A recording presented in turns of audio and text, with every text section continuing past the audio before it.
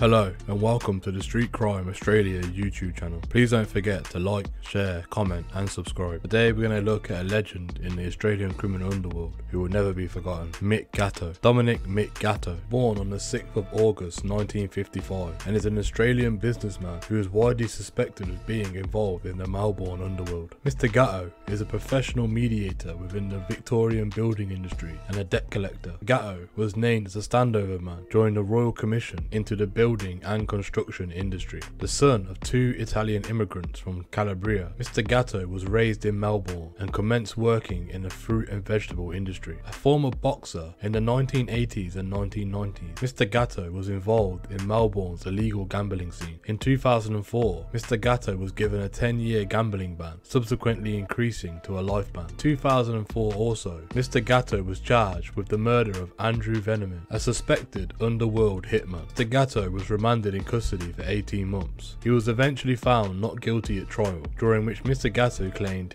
he had acted in self-defense and Mr. Veneman pulled out a .38 and had threatened to kill him. Gatto claimed that during the struggle, he was able to turn the gun around on Mr. Veneman and fire one shot into his neck and one shot into his eye. He also claimed that during the argument, Mr. Veneman had implicated himself into the deaths of Dino Dibra, Paul Calipolitis and Graham Kinniburg. At the time of charging Vince Benvenuto with the 2002 murder of Victor Pierce, it was alleged that Mr. Gatto had links to both men and that Frank Orman, the man later convicted of Mr. Pierce's murder and acquitted in 2019. No charges were ever laid against Mr. Gatto. In proceedings before the Cole Royal Commission, it was heard that Mr. Gatto was involved in resolving certain business disputes. Witnesses attested that Mr. Gatto and his former business associate, David "The Rock" Hedgecock, had been involved in sorting industrial relation problems in the construction industry. One witness, a representative of Balderstone Honeybrook, expressed the fears of a colleague, stating he had expressed some concerns about his safety, that people associated with this deal were the sorts of people that break legs. Mr. Gatto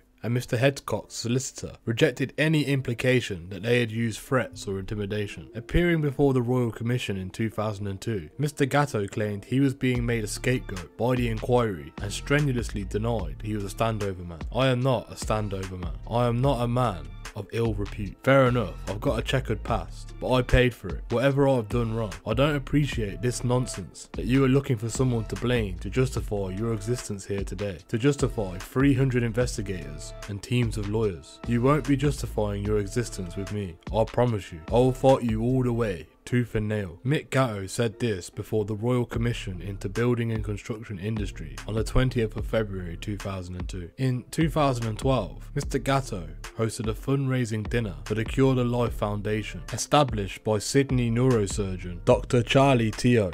The concerning relationship between Mr. Gatto, an underworld figure, and Dr. Teo, a medical professional, was further substantiated in 2019 when the Sydney Morning Herald contacted Dr. Teo's office about his alleged sexual harassment of colleagues in Arkansas in USA. Within 24 hours, a response was received by one of Mr. Gatto's associates. In 2016, Mr. Gatto was charged with possession of an unregistered firearm and possession of a firearm and ammunition without a license. A former boxing promoter, the Nat Fine government, withdrew his fight promotional license. In 2014, Mr. Gatto claimed that he had raised over $4.5 million for charity over 10 years. In 2017, it was alleged that Mr. Gatto was involved in assisting with the resolution of matters involving Stephen Dank and the Essendon Football Club supplements controversy. In April 2017, it was reported that Mr. Gatto settled a long-running dispute with Australian Taxation Office, the ATO. It was claimed that Mr. Gatto and his family owed the ATO $15 million, and both parties agreed to settle the matter for less than $4 million. It was reported that in order to pay the ATO, Mr. Gatto sold his Lower Plenty home for $4.1 million. Mr. Gatto and his family also own a residence at Mount Martha at Mornington, Palencia. In 2020, Mr. Gatto launched a defamation lawsuit against the Australian Broadcast Corporation Mr. Gatto claims the article made him out to be a murderer and one of Australia's most violent criminals. In 2021, Justice Andrew Keogh ruled in favour of ABC, stating, "Far from being distorted, the article was entirely accurate and correlated to what was occurred in them parts of the proceedings, which were actually reported." Thank you for joining us today. What are your opinions of Mick Gatto? The fact he's been able to survive so long with dealings in the criminal underworld and is still able to settle disputes to this day. Please let us know what you think in the comments below. Thank you for joining us today. If you enjoyed this content, please don't forget to like and share, and if you're new to the channel and you want to see more Street Crime Australia content, don't forget to subscribe and hit that bell so you can join us for the next video. Thank you for joining us, and until next time, stay safe.